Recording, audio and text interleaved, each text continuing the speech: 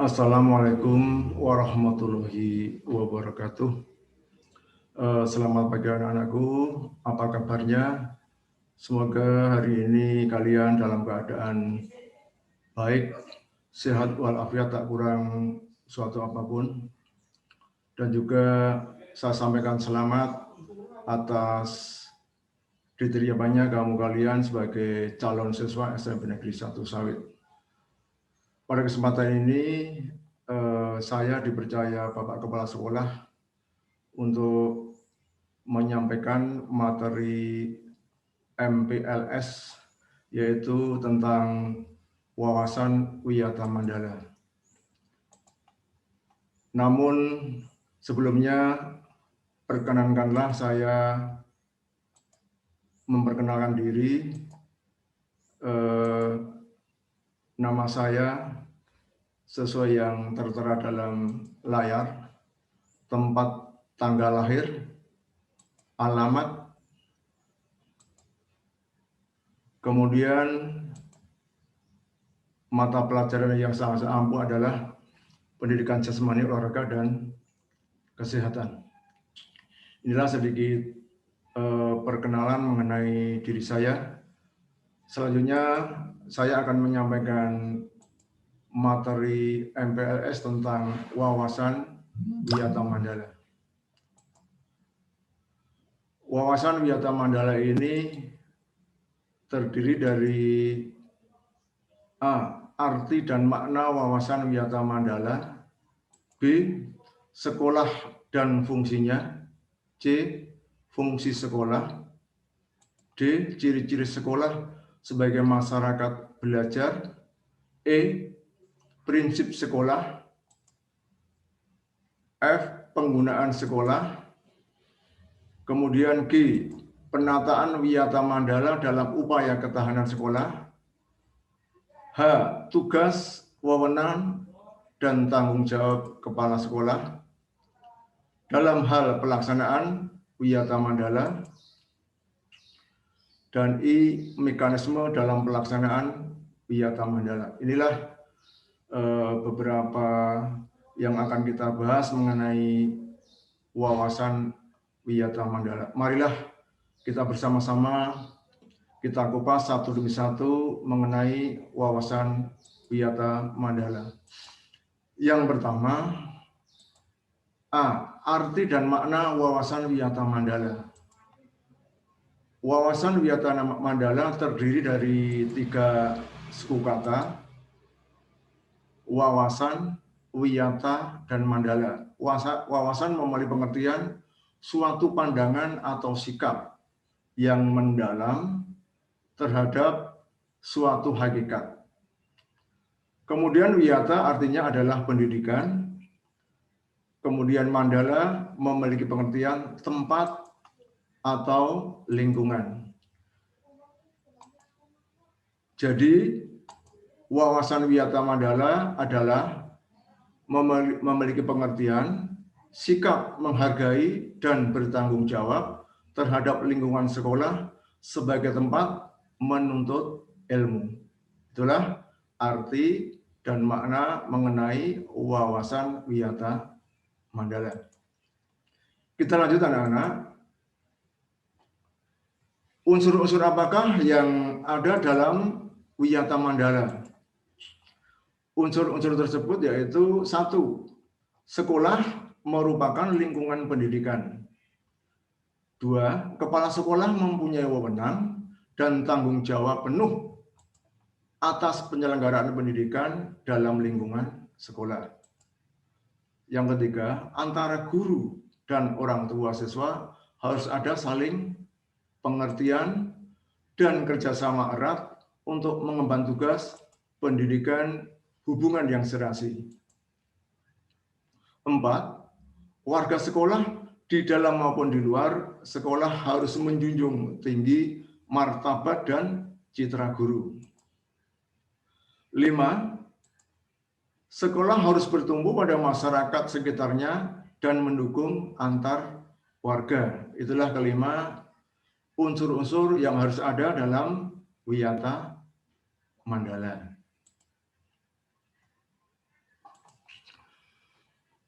Selanjutnya anak-anakku, untuk poin yang kedua, B, yaitu sekolah dan fungsinya. Sekolah merupakan tempat penyelenggaraan pelaksanaan belajar mengajar, menanamkan dan mengembangkan berbagai nilai ilmu pengetahuan, teknologi, dan keterampilan. Sekolah merupakan lembaga pendidikan formal tempat berlangsungnya pelaksanaan belajar mengajar untuk memindah dan mengembangkan satu, ilmu pengetahuan dan teknologi. Dua, pandangan hidup atau kepribadian. Tiga, hubungan antara manusia dengan lingkungan atau manusia dengan Tuhannya. Yang keempat yaitu kemampuan untuk berkarya. Inilah 4 daripada fungsi sekolah. Selanjutnya, anak-anakku, poin yang C yaitu fungsi sekolah. Fungsi sekolah adalah sebagai tempat masyarakat belajar karena memiliki aturan atau tata tertib kehidupan yang mengatur hubungan antara guru, pengelola, pendidikan siswa dalam pelaksanaan belajar mengajar untuk mencapai tujuan pendidikan yang telah ditetapkan dalam suasana yang dinamis. Inilah mengenai pengertian dari fungsi sekolah.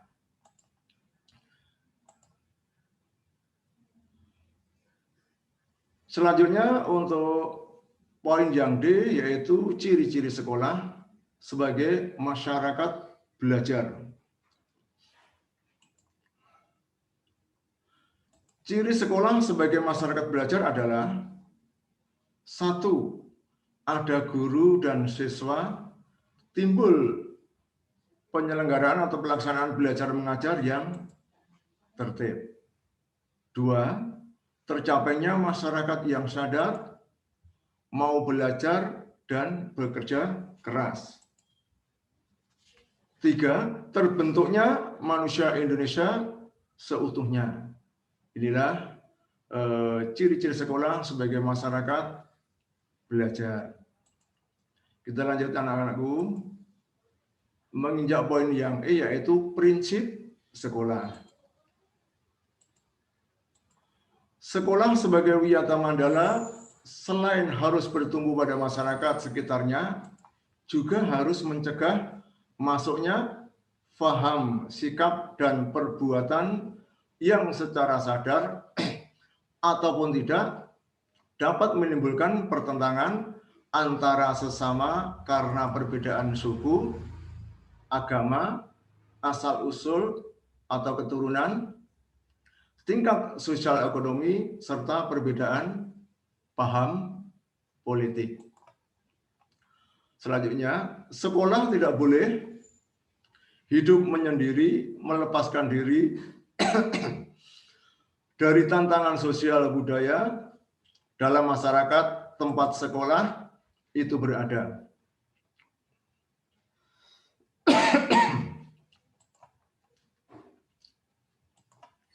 Sekolah juga menjadi suri tauladan bagi kehidupan masyarakat sekitarnya, serta mampu mencegah masuknya sikap dan perbuatan yang akan menimbulkan pertentangan. Ini adalah beberapa prinsip sekolah. Selanjutnya yaitu prinsip-prinsip sekolah yang lain sebagai berikut. 1. Sekolah sebagai wadah atau lembaga yang memberikan bekal hidup. 2.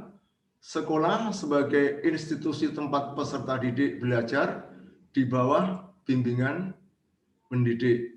3. Sekolah sebagai lembaga dengan pelayanan yang adil atau merata bagi stakeholder-nya. 4. Sekolah sebagai lembaga pengembangan bakat dan minat siswa. 5. Sekolah sebagai lembaga pembinaan potensi di luar intelijensi. 6. Sekolah harus memberikan perhatian serius untuk mengembangkan kemampuan emosional dan sosial, kemampuan berkomunikasi dan berinteraksi, kemampuan bekerja sama dalam kelompok, dan lain-lain. 7. Sekolah sebagai wahana pengembangan sikap dan watak. 8. Sekolah sebagai wahana pendewasaan diri. 9. Sekolah sebagai bagian dari masyarakat belajar atau disebut learning society. Inilah prinsip-prinsip yang harus ada dalam sekolah. Kita lanjut anak-anakku menginjak poin yang F, yaitu penggunaan sekolah.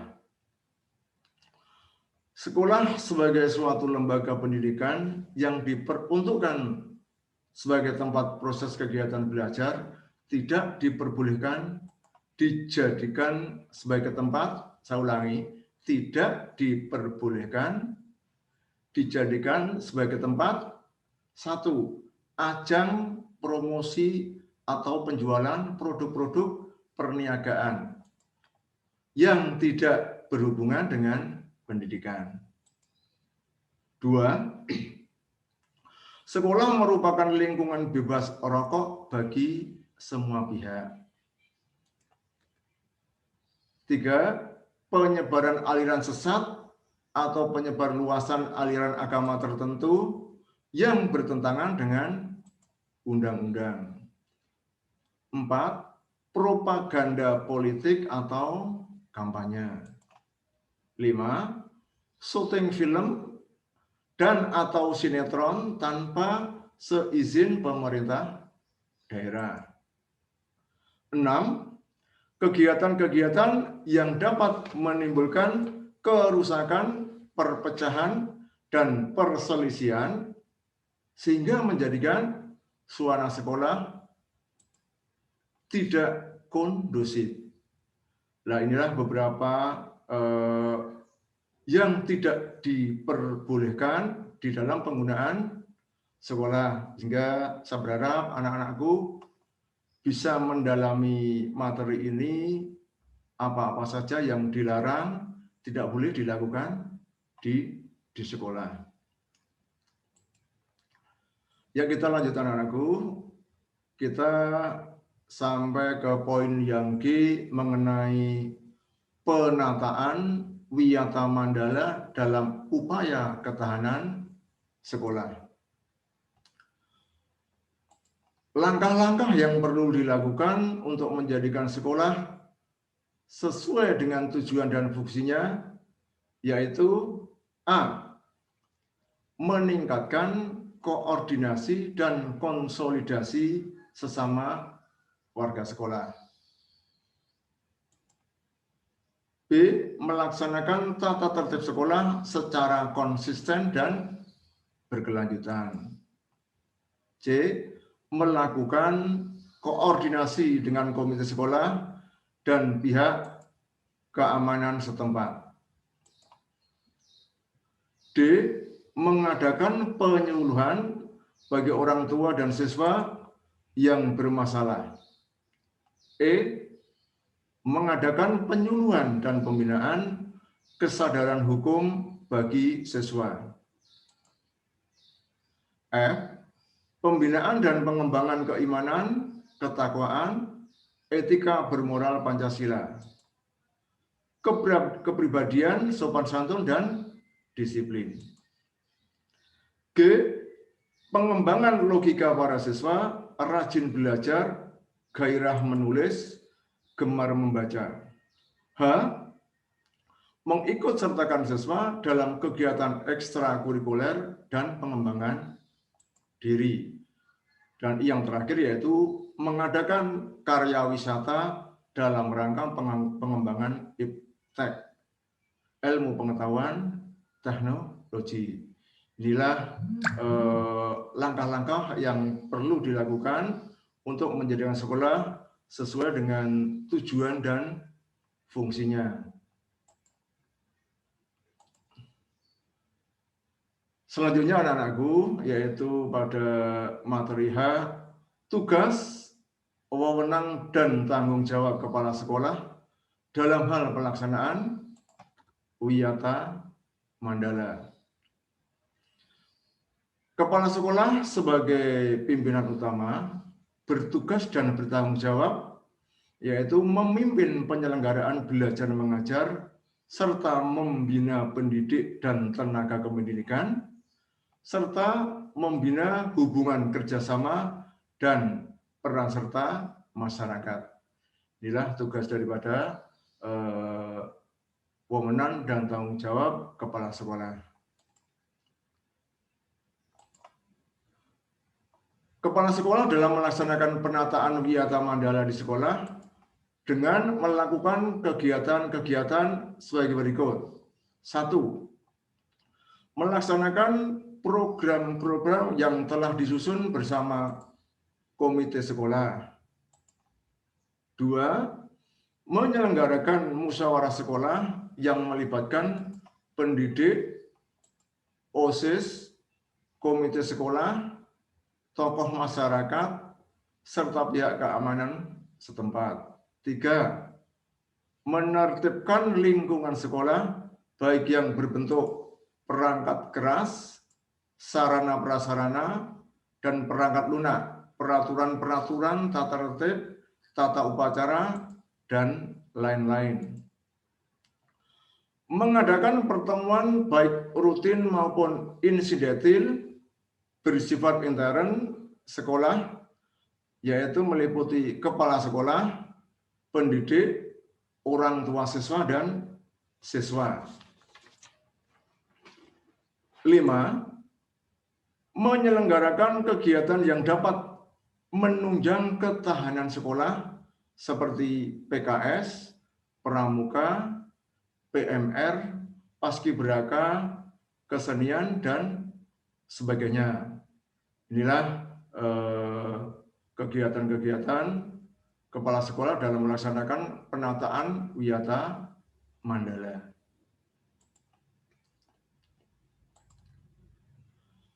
Selanjutnya anak-anakku, yaitu materi poin yang I, mekanisme dalam pelaksanaan Wiyata Mandala. Dalam rangka pelaksanaan Wiyata Mandala, perlu upaya penanggulangan secara dini setiap permasalahan yang timbul sehingga dapat menghilangkan dampak negatifnya, yaitu dilaksanakan secara terpadu, bertahap, dan berlanjut sebagai berikut. Ada 2 tahap upaya tersebut, yaitu 1. Tahap preventif, upaya untuk meniadakan peluang-peluang yang dapat memungkinkan terjadinya kasus-kasus negatif di sekolah. Ini tahap yang pertama.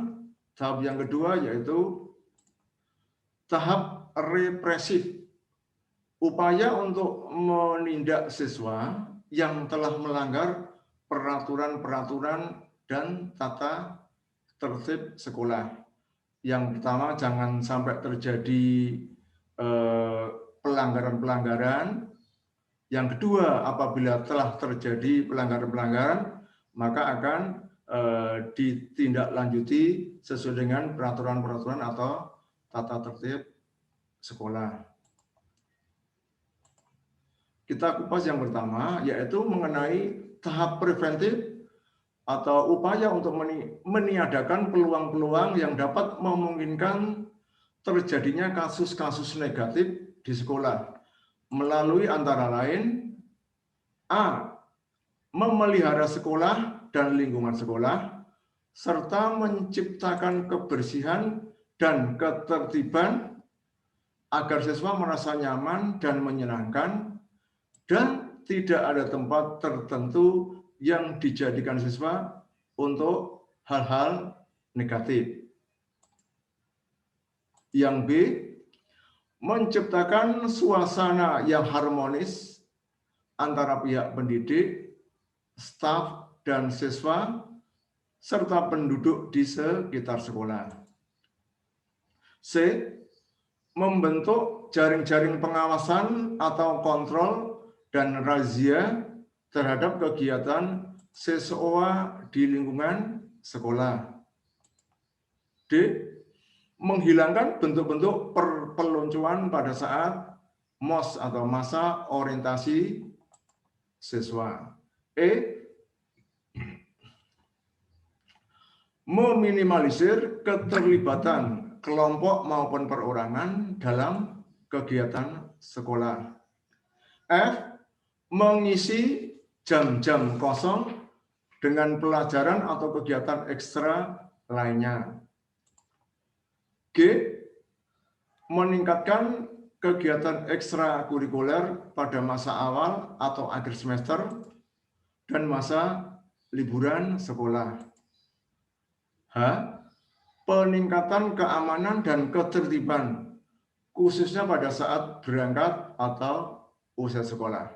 Inilah beberapa tindakan-tindakan preventif supaya di sekolah tidak akan terjadi pelanggaran-pelanggaran ataupun kasus-kasus negatif. Kemudian yang kedua mengenai tahap represif, yaitu upaya untuk menindak siswa yang telah melanggar peraturan-peraturan atau tata tertib sekolah. Upaya represif seperti A, yaitu mendamaikan para pihak yang terlibat perselisihan berikut orang tua atau pendidik pembinanya. B, membatasi area tempat terjadinya aksi. C, menetralisir isu-isu yang berkembang dan mencegah timbulnya isu-isu baru. D, berkoordinasi dengan pihak keamanan apabila terdapat pihak luar sekolah yang melanggar keamanan, ketertiban, dan perbuatan kriminalitas di lingkungan sekolah. E, mengungkap lebih lanjut keterlibatan pihak luar sekolah atas kasus yang timbul dan menyelesaikan secara hukum. F, mengikutsertakan para ahli untuk mengadakan bimbingan dan penyuluhan. G, memberikan sanksi sesuai tata tertib yang berlaku di sekolah. Inilah anak-anakku yang kami sayangi dan kami banggakan. Materi wawasan Wiyata Mandala sudah saya sampaikan dari awal sampai akhir. Setelah nanti kamu mendalami, Pak Guru ada tugas yang harus dikerjakan dalam materi MPLS Wawasan Wiyata Mandala ini. Tugas apa saja? Jawablah pertanyaan-pertanyaan di bawah ini. 1. Apakah arti dan makna wawasan Wiyata Mandala? 2. Apakah fungsi dari pada sekolah? 3. Sebutkan 3 ciri-ciri sekolah sebagai masyarakat belajar. 4. Kegiatan-kegiatan apakah yang tidak diperbolehkan dilaksanakan di sekolah yang berhubungan dengan sekolah sebagai suatu lembaga pendidikan. 5. Upaya-upaya represif apakah yang harus dilakukan untuk menindak siswa yang telah melanggar peraturan-peraturan dan tata tertib. Ini tugas 5 ini kamu kerjakan dengan baik. Untuk diperhatikan, jawaban kamu tulis pada kertas folio, diberi identitas nama, kelas, dan nomor absen. Dan aku selamat mengerjakan tugas dengan tulus dan ikhlas. Semoga lancar untuk semuanya. Demikianlah materi MPLS Wawasan Wisata Mandala. Terima kasih atas atensinya dan mohon maaf apabila ada kekurangan. Sekian. Wassalamualaikum warahmatullahi wabarakatuh.